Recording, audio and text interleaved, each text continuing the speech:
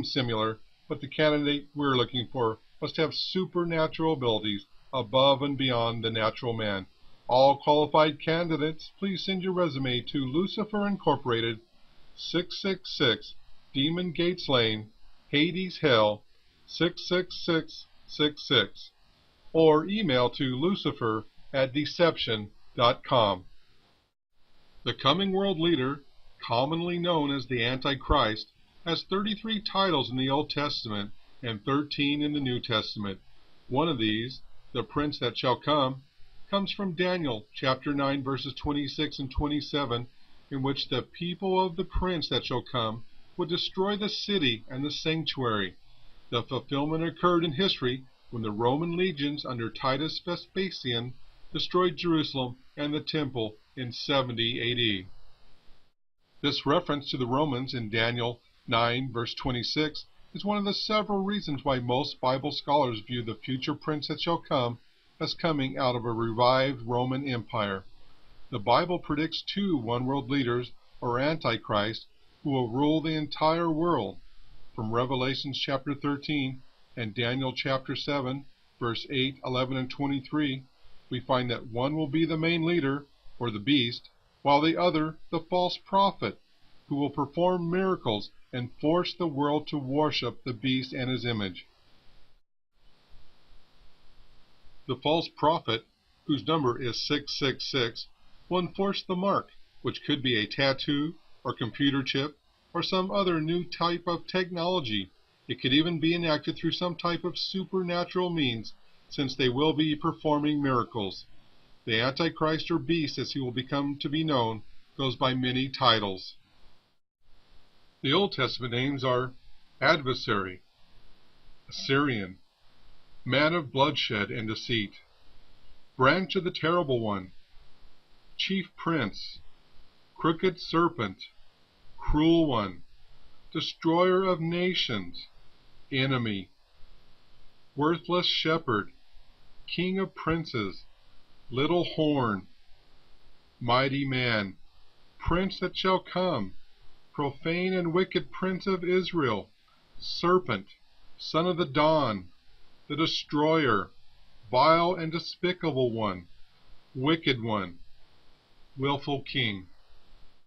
New Testament names: Man of Lawlessness, Son of Perdition, One bringing signs and wonders, One who comes in his own name, Antichrist, Pseudo-Christ, the Beast, Lawless One, Beast from the sea, One whose fatal wound will heal, and Vine of the earth.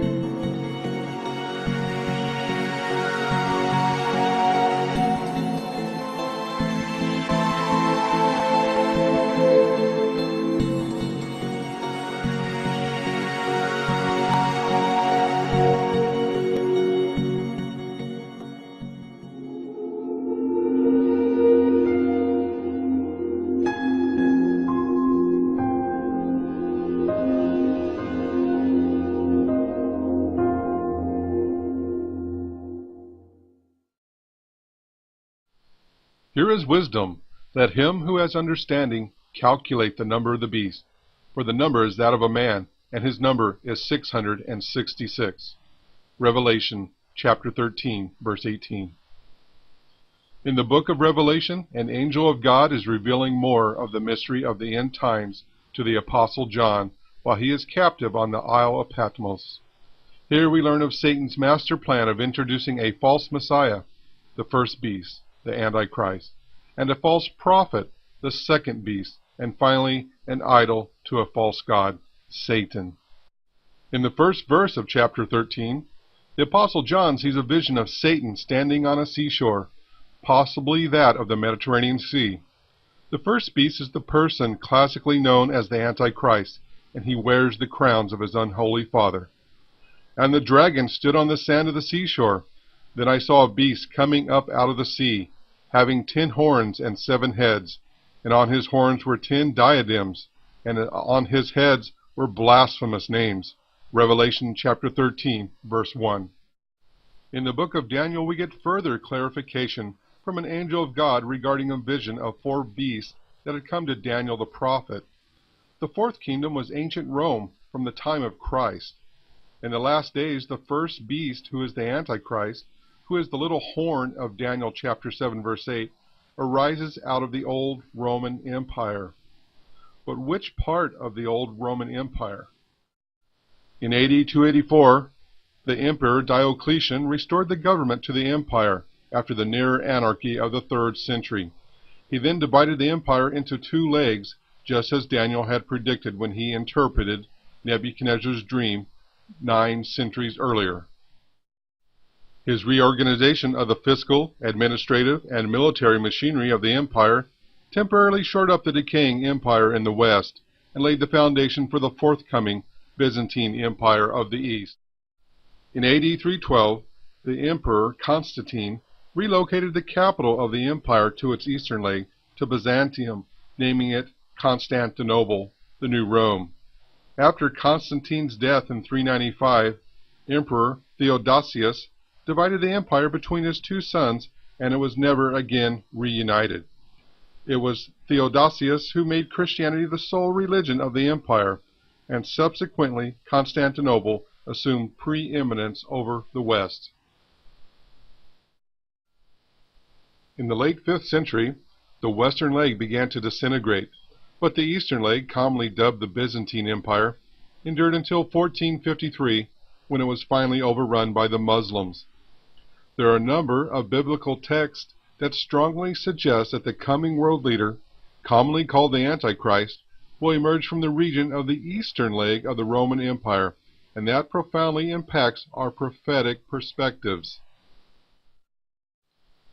When Alexander the Great died, his 4 generals divided up the empire, which reached eastward even to India. Cassander took Macedonia and Greece. Lysimachus took Asia Minor and Thrace. Seleucus took over Syria, Babylon, and the east, and Ptolemy took over Egypt. Since Israel was caught between the territories of Seleucus and Ptolemy, it subsequently was a buffer zone between these 2 rivals. Daniel chapter 11 details the struggle between the Seleucid Empire, the king of the north, and Ptolemy's, the king of the south. Daniel chapter 11, verses 36 through 40, focus on Antiochus Epiphanes, whose desecration of the temple and placing a pagan idol in the Holy of Holies, the abomination of desolation, triggered the Maccabean revolt that threw off the yoke of the Seleucid Empire. 3 years after the infamous desecration, the Israelites rededicated the temple, and this event is celebrated to this day on the 25th of Kislev as Hanukkah. 2 centuries later, when 4 disciples came to Jesus for a confidential briefing on his second coming, Jesus referred to a repeat of that historical event, the abomination of desolation, as the key to end-time prophecy. A similar event will trigger the climatic 3.5-year period that Jesus himself labeled as the Great Tribulation. It would seem, taking the Daniel chapter 11 as a whole, that the final world leader will emerge from this region, which comprised the Seleucid Empire, rather than from the western regions as commonly assumed. It is interesting to note that the prophet Micah refers to this final conqueror as the Assyrian. And this one shall be the peace, when the Assyrian shall come into our land, and when he shall tread into our palaces. Then shall we raise against him 7 shepherds and 8 principal men. And they shall waste the land of Assyria with the sword, and the land of Nimrod in the entrances thereof. Thus shall he deliver us from the Assyrian, when he cometh into our land, and when he treadeth within our borders. Micah chapter 5, verses 5 and 6. Isaiah and Ezekiel also employ this very term. The Assyrian Empire preceded the Babylonian Empire by several centuries. This empire embraced the region we know today as Syria and Iraq.